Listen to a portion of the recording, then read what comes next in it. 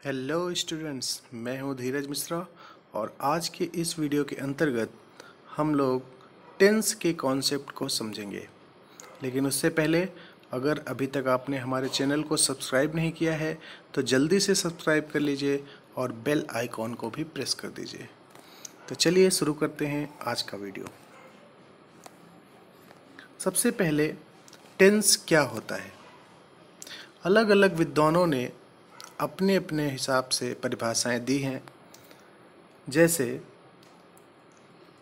पहली परिभाषा देखिए, by tense we understand the correspondence between the form of a verb and our concept of time. इसमें दो बातें निकल कर आ रही हैं, the form of a verb and our concept of time. दूसरी डेफिनेशन देखिए, tense shows the time of action or state being expressed by a verb। यानी इन दोनों परिभाषाओं से दो इम्पॉर्टेंट बातें निकल कर आ रही हैं।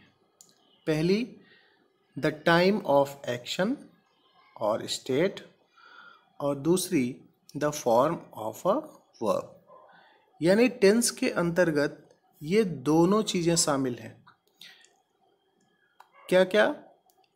जिस समय में कार्य हुआ है वो time, the time of action और state, and the form of a verb, और जो क्रिया है, जो कार्य हो रहा है उसका स्वरूप। क्लियर? तो टेंस में दोनों चीज़ें शामिल हैं, टाइम और एक्शन या वर्क। क्लियर? आगे बढ़ते हैं। अब टेंस को पहचाने कैसे?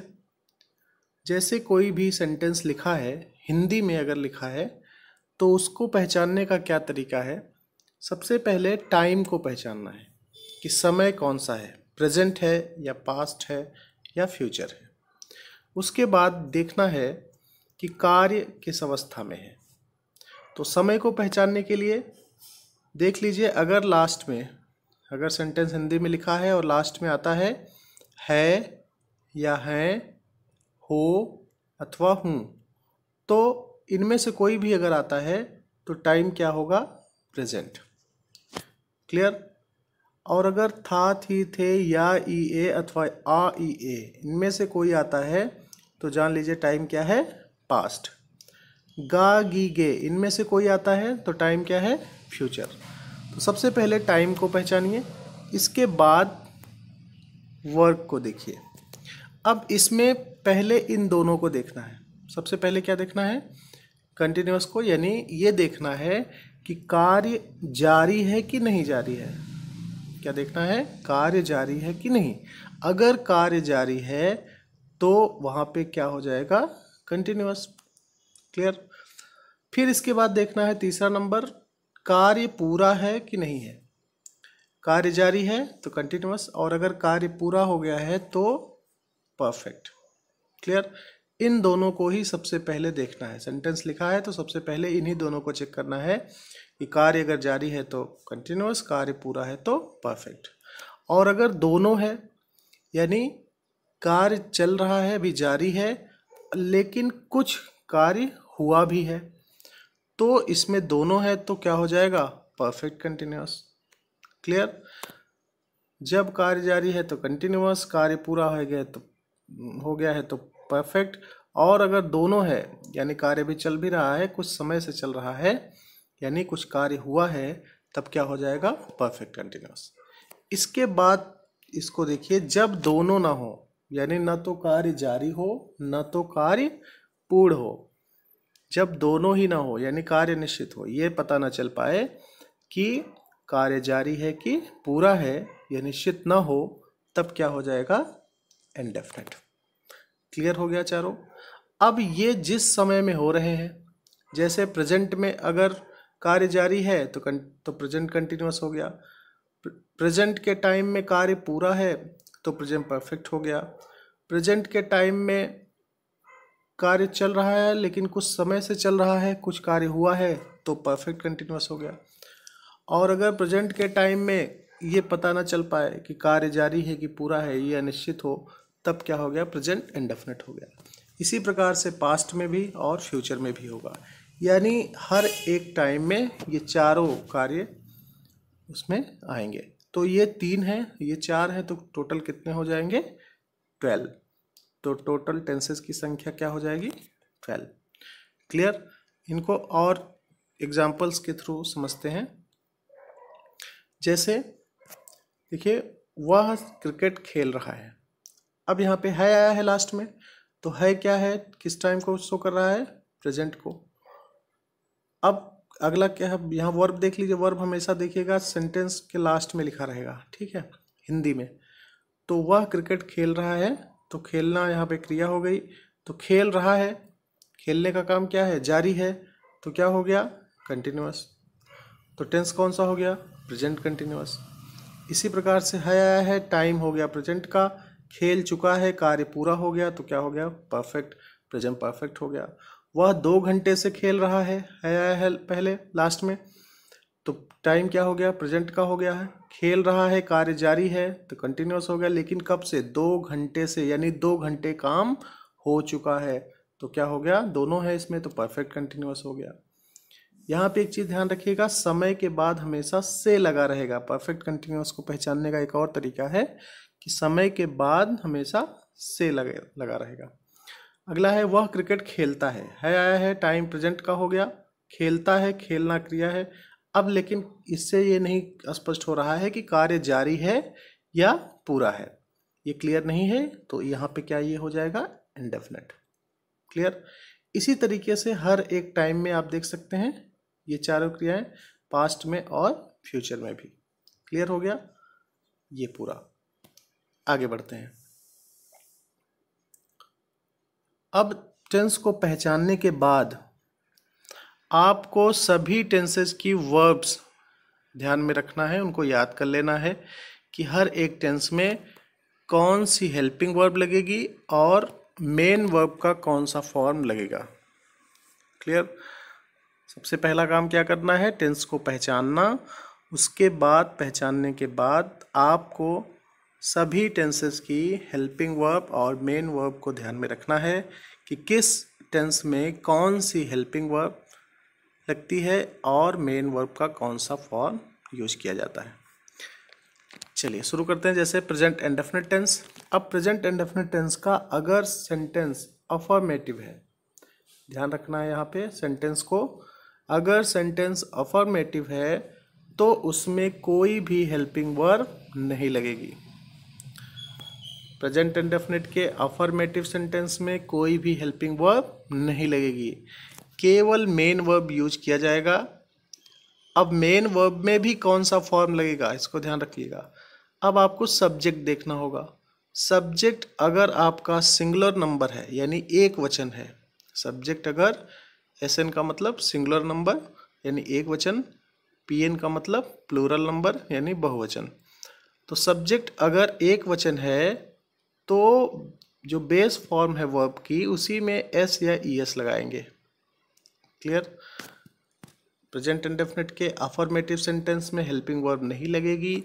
मेन वर्ब का कौन सा फॉर्म लगेगा, सब्जेक्ट अगर सिंगुलर नंबर है, एक वचन है, तो वर्ब के फर्स्ट फॉर्म में यानी बेस फॉर्म में एस या ईएस लगाएंगे। ठीक है। सब्जेक्ट अगर प्लूरल नंबर है यानी बहुवचन है तो केवल वर्ब का फर्स्ट फॉर्म लिखेंगे, उसमें एस या ईएस लगाने की ज़रूरत नहीं है। क्लियर हो गया। सब्जेक्ट अगर सिंगुलर नंबर है तो वर्ब के बेस फॉर्म में फर्स्ट फॉर्म में एस या ईएस लगाएंगे, और अगर सब्जेक्ट बहुवचन है तो केवल फर्स्ट फॉर्म लिखेंगे, उसमें एस या ईएस लगाने की ज़रूरत नहीं है। प्रेजेंट इंडेफिनिट का अगर अफर्मेटिव के अलावा दूसरा कोई सेंटेंस होता है, नेगेटिव या इंट्रोगेटिव, तो उसमें क्या करेंगे, उसमें हेल्पिंग वर्ब लगेगी। सब्जेक्ट देखिएगा सिंगुलर नंबर है तो डज हेल्पिंग वर्ब लगेगा, और अगर सब्जेक्ट प्लूरल नंबर है तो डू लगेगा। क्लियर। सब्जेक्ट को ध्यान रखना जरूरी है, सब्जेक्ट एक वचन है तो डज, बहुवचन है तो डू, और सभी के साथ चाहे डू लगाएं या डज लगाएं, सबके साथ मेन वर्ब का फर्स्ट फॉर्म आएगा, यहाँ पे बेस फॉर्म लगेगा। तो ये प्रेजेंट इंडेफिनिट टेंस का हो गया। क्लियर। आगे बढ़ते हैं। अब प्रेजेंट कंटिन्यूअस में क्या होगा, प्रेजेंट कंटिन्यूअस में helping verb is am are लगाएंगे। हेल्पिंग वर्ब क्या होगा आपका, इज या एम या आर। सब्जेक्ट एक वचन है तो इज, सब्जेक्ट आई है तो एम, सब्जेक्ट बहुवचन है तो आर, और सभी के साथ वर्ब में आईएनजी फॉर्म लगेगा। प्रेजेंट परफेक्ट में क्या होगा, हैज या हैव। हेल्पिंग वर्ब क्या लगेगी, हैज या हैव। सब्जेक्ट एक वचन है तो हैज, बहुवचन है तो हैव, आई के साथ भी हैव लगेगा, और मेन वर्ब का थर्ड फॉर्म हमेशा लिखा जाएगा। प्रेजेंट परफेक्ट कंटिन्यूअस में क्या होगा, इसमें भी हेल्पिंग वर्ब आपकी हैज या हैव, एक वचन के साथ हैज, बहुवचन के साथ हैव, आई के साथ भी हैव। और इसमें मेन वर्ब में वर्ब के फर्स्ट फॉर्म में आईएनजी लगेगी। हालांकि बीन भी यहाँ पे जुड़ेगा। बीन हालांकि है ये हेल्पिंग वर्ब के अंतर्गत, लेकिन हमने इसको मेन वर्ब में इसलिए लिख दिया ताकि आपको कन्फ्यूजन ना हो। जब इसको आप इंटरोगेटिव या नेगेटिव में बदलें तो सारी बातें क्लियर रहेंगी, इसलिए इसको हमने मेन वर्ब के साथ, ये हमेशा मेन वर्ब के साथ ही आएगा, इसको ध्यान रखिएगा, ठीक है, इसीलिए इसको यहाँ पे लिखा गया है। तो प्रेजेंट परफेक्ट कंटिन्यूअस में हैज या हैव, और मेन वर्ब में क्या लिखेंगे, बीन प्लस वर्ब में आईएनजी। क्लियर। इसके बाद अगर समय से दिया है, इसमें दिया ही रहेगा प्रेजेंट परफेक्ट कंटिन्यूअस में, तो क्या करेंगे, पॉइंट ऑफ टाइम अगर दिया है तो उसके पहले सिंस लगाएंगे, पीरियड ऑफ टाइम दिया है तो फॉर लगाएंगे। ये point of time, period of time क्या होता है, जब कार्य के शुरू होने का बिगिनिंग पॉइंट दिया हो, यानी शुरुआती समय दिया हो जब से कार्य शुरू हुआ। जैसे वह सोमवार से विद्यालय जा रहा है, तो कार्य कब से शुरू हुआ, सोमवार से, तो शुरुआती समय दिया हुआ है, सोमवार कार्य के शुरू होने का समय था, तो वो दिया है, तो वो क्या हो गया आपका पॉइंट ऑफ टाइम। क्लियर। तो कार्य के शुरू होने का समय जब दिया हो, जब बिगिनिंग पॉइंट दिया हो, तो उसे बोलेंगे पॉइंट ऑफ टाइम, तो उसके पहले क्या लगाएंगे, सिंस। और अगर पूरा पीरियड दिया हो, जब से शुरू हुआ और जब तक चला उसका पूरा ड्यूरेशन दिया हो, तब उसे बोलेंगे पीरियड ऑफ टाइम। जैसे कहा जाए कि वह 2 दिन से विद्यालय जा रहा है, तो अब यहाँ पे शुरुआती समय नहीं दिया गया है, यहाँ पूरा ड्यूरेशन दिया है 2 दिन, तो इसलिए इसके पहले क्या लगाएंगे, फॉर, तो ये पीरियड ऑफ टाइम। तो इसी प्रकार से दोनों में यूज करेंगे। पॉइंट ऑफ टाइम है तो उसके पहले सिंस, और अगर पीरियड ऑफ टाइम है तो उसके पहले फॉर। ये क्लियर हो गया। आगे बढ़ते हैं। अब पास्ट टेंस में आ जाइए। पास्ट टेंस में क्या है, पास्ट इंडेफिनिट के अफर्मेटिव सेंटेंस में भी कोई हेल्पिंग वर्ब नहीं लगेगी। जैसे प्रेजेंट इंडेफिनिट के अफर्मेटिव में कोई हेल्पिंग वर्ब नहीं लगती है, उसी प्रकार से पास्ट इंडेफिनिट के अफर्मेटिव सेंटेंसेस में कोई भी हेल्पिंग वर्ब नहीं लगेगी। और मेन वर्ब का सेकेंड फॉर्म लगेगा। हेल्पिंग वर्ब नहीं लगेगी, मेन वर्ब का सेकेंड फॉर्म लगेगा, इसको ध्यान रखिएगा। पास्ट इंडेफिनिट के अदर सेंटेंसेस जो हैं, जैसे नेगेटिव या इंटरोगेटिव सेंटेंसेस जो आएंगे, इसमें हेल्पिंग वर्ब लगेगी डिड। इसमें सब्जेक्ट से कोई मतलब नहीं, सब्जेक्ट चाहे आपका सिंगुलर हो या प्लूरल हो, सभी के साथ हेल्पिंग वर्ब डिड लगेगी। और मेन वर्ब का फर्स्ट फॉर्म यानी बेस फॉर्म यूज किया जाएगा। क्लियर हो गया। यहाँ पे ध्यान रखिएगा, जब डिड लग जाएगा तो वर्ब का बेस फॉर्म लगेगा, फर्स्ट फॉर्म लगेगा। आगे बढ़ते हैं। पास्ट कंटिन्यूअस में, अब जैसे प्रेजेंट कंटिन्यूअस में इज एम आर लगाते थे, तो पास्ट कंटिन्यूअस में हेल्पिंग वर्ब क्या हो जाएगी, वॉज या वर। सब्जेक्ट एक वचन और आई के साथ वॉज, सब्जेक्ट वो वचन के साथ वर, और मेन वर्ब में आईएनजी फॉर्म। पास्ट परफेक्ट में हेल्पिंग वर्ब हैड और मेन वर्ब का third form. Past perfect continuous में हेल्पिंग वर्ब हैड और मेन वर्ब में बीन प्लस वर्ब में आईएनजी, जैसे उसमें यूज किए थे। समय से अगर यहाँ पे point of time, period of time बिल्कुल वैसे ही रहेगा, उसी तरीके से आप यहाँ भी पॉइंट ऑफ टाइम के पहले सिंस और पीरियड ऑफ टाइम के पहले फॉर लगाएंगे। फ्यूचर टेंस में फ्यूचर इंडेफिनिट है तो हेल्पिंग वर्ब लगेगी शैल या विल। आई और वी के साथ शैल यूज करना है, बाकी अदर्स जितने भी आपके सब्जेक्ट आएंगे, एक वचन या बहुवचन चाहे जो भी हो, उनके साथ विल। आई और वी के साथ शैल, बाकी अदर्स के साथ विल, और मेन वर्ब का फर्स्ट फॉर्म लगेगा। फ्यूचर कंटिन्यूअस में शैल या विल लगेगी हेल्पिंग वर्ब, और मेन वर्ब में बी प्लस वर्ब में आईएनजी। यहाँ पे ध्यान रखिएगा, बी लिखना है, बी के बाद वर्ब में आईएनजी लगाना है। फ्यूचर परफेक्ट में हेल्पिंग वर्ब शैल या विल, इसके साथ मेन वर्ब में have plus verbs third form, यानी हैव के साथ वर्ब की थर्ड फॉर्म लिखनी है इसमें। फ्यूचर परफेक्ट कंटिन्यूअस में शैल या विल हेल्पिंग वर्ब, और मेन वर्ब में have plus been plus verb में आईएनजी, ये तीनों लिखना है, हैव, बीन और वर्ब में आईएनजी फॉर्म। क्लियर? बाकी point of time, period of time के पहले उसी प्रकार से सिंस या फॉर लगाएंगे। अब कंस्ट्रक्शन कैसे करें, ये तो हो गया हेल्पिंग वर्ब और मेन वर्ब। सभी टेंसेस की अगर आपने हेल्पिंग वर्ब और मेन वर्ब याद कर ली है, फिर आपको बनाने में, सेंटेंस बनाने में कोई भी प्रॉब्लम नहीं होगी। तो सेंटेंस कैसे बनाना है, सेंटेंस ले लीजिए और उसमें पहले पहचान लीजिए टेंस कौन सा है। टेंस पहचानना हमने बताया है, जैसे सेंटेंस यहाँ पे लिखा है, वह आम तोड़ने के लिए कल सुबह 7 बजे अपने बगीचे में चुपके से मुझे बुला रहा था। अब यहाँ पे लास्ट में देखिए था आया है, तो टाइम क्या हो गया, पास्ट। था आया है, टाइम हो गया पास्ट। अब कार्य देख लीजिए, बुला रहा था, बुलाने का काम क्या था, जारी था, इसलिए क्या हो जाएगा, पास्ट कंटिन्यूअस। क्लियर? टाइम हो गया पास्ट और कार्य जारी, तो इसलिए क्या हो जाएगा यहाँ पे, पास्ट कंटिन्यूअस। अब पास्ट कंटिन्यूअस की हेल्पिंग वर्ब और मेन वर्ब अगर आपने याद कर ली है तो कोई भी प्रॉब्लम नहीं होगी बनाने में। पास्ट कंटिन्यूअस में हेल्पिंग वर्ब क्या लगती है, वॉज या वर्ब, और मेन वर्ब में आईएनजी फॉर्म, तो वॉज या वर्ब और मेन वर्ब में आईएनजी फॉर्म। क्लियर? अब इसी वर्ब से क्वेश्चन करिए, वर्ब ले लीजिए, कौन सा वर्ब हो गया, बुला रहा था। अब इसी से क्वेश्चन करिए। पहला क्वेश्चन क्या करना है आपको, हु या व्हाट, कौन या क्या। बुला रहा था, कौन बुला रहा था, वह बुला रहा था, तो वह आया, तो हमने क्या लिख दिया, ही। इसके बाद क्या लिखना है, एच वी यानी helping verb. Helping verb past continuous है, सिंगुलर नंबर सब्जेक्ट है, तो वॉज लग गया। फिर मेन वर्ब में आईएनजी फॉर्म, कॉलिंग, ये लिख दिया गया। इसके बाद फिर अगला क्वेश्चन है, हुम, किसे बुला रहा था, तो किसे बुला रहा था, मुझे, तो इसकी इंग्लिश लिख दी गई, मी। फिर अगला क्वेश्चन है, व्हाट, क्या बुला रहा था।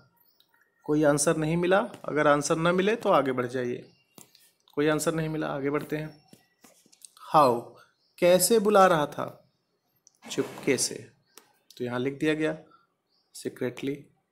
वेयर, कहाँ बुला रहा था, इन हिज गार्डन, अपने बगीचे में, ये लिख दिया गया, अपने बगीचे में।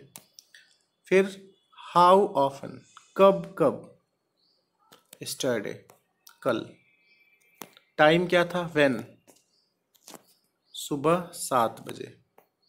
Yesterday at 7 o'clock in the morning, इसको आप ऐसे भी लिख सकते हैं, यस्टरडे एट 7 AM। AM की जगह आप चाहे ओ क्लॉक इन द मॉर्निंग लिखें या AM लिखें, दोनों सही है। इसके बाद वाई, क्यों, क्यों बुला रहा था, पर्पस क्या था, टू प्लक मैंगोज, आम तोड़ने के लिए। तो ये पूरा सेंटेंस बन गया। इसी प्रकार से आपको कंस्ट्रक्शन करना है। सिर्फ क्या करना है, 3 बातें याद रखनी है। पहली, सेंटेंस को पहचानना कि इसमें टेंस कौन सा है, हमने बता दिया कैसे पहचानना है। उसके बाद सभी टेंसेस की हेल्पिंग वर्ब और मेन वर्ब को याद कर लेना। इसको सभी टेंसेस की हेल्पिंग वर्ब मेन वर्ब याद कर लेना, वो भी मैंने पूरा लिखा है, बताया है कि किस टेंस में कौन सी हेल्पिंग वर्ब और कौन सी मेन वर्ब लगती है। उसके बाद क्या करना है, ये कंस्ट्रक्शन, इसको ध्यान में रखना है। क्वेश्चन, ये क्वेश्चन का जो ऑर्डर है, इसी ऑर्डर में आपको क्वेश्चन करते जाना है, जो आंसर मिलता जाए उसको लिखते जाना है, पूरा सेंटेंस आपका बन जाएगा। क्लियर हो गया? सारी बातें क्लियर हो गई। अब अगर इसको नेगेटिव या इंट्रोगेटिव में बदलना हो तो बिल्कुल ऐसे ही बदल दीजिए। जो हेल्पिंग वर्ब है इसी को ध्यान में रखिए, इसी के बाद नॉट लगा देंगे तो नेगेटिव हो गया। हेल्पिंग वर्ब को उठाकर पहले कर दिया तो इंट्रोगेटिव हो गया फर्स्ट टाइप, जो क्या से शुरू होता है। WH टाइप वर्ड से अगर शुरू होगा, क्या, क्यों, कब, कहाँ, कैसे, तो पहले उसको लिखिए, उसके बाद हेल्पिंग वर्ब लिखिए, बाकी चीज़ें वैसे उतार दीजिए। और अगर इंट्रोगेटिव नेगेटिव है तो बिल्कुल इंट्रोगेटिव की तरह ही सेंटेंस बनाइए, केवल सब्जेक्ट के बाद नॉट लगा दीजिए, जहाँ भी सब्जेक्ट हो उसके बाद नो, नेवर, नॉट। क्लियर? तो ये पूरा आपका सारे स्ट्रक्चर्स हो गए, अफर्मेटिव, नेगेटिव और इंट्रोगेटिव या इंट्रोगेटिव नेगेटिव। यहाँ पे एक चीज़ ध्यान रखिए, HV जो है यानी हेल्पिंग वर्ब, उसका यूज प्रेजेंट और पास्ट एंड डेफिनेट टेंस के अफर्मेटिव सेंटेंसेस में नहीं किया जाता।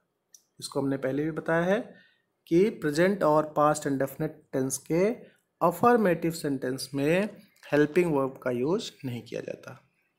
क्लियर? तो ये हो गया आपका पूरा स्ट्रक्चर। अब ये एक्सरसाइज दी गई है, इसको आप लोग सॉल्व करिए, और अगर कोई प्रॉब्लम हो तो उसको पूछिएगा, कमेंट करिएगा, और ये एक्सरसाइज सॉल्व करके मुझे पोस्ट करिएगा। Thank you.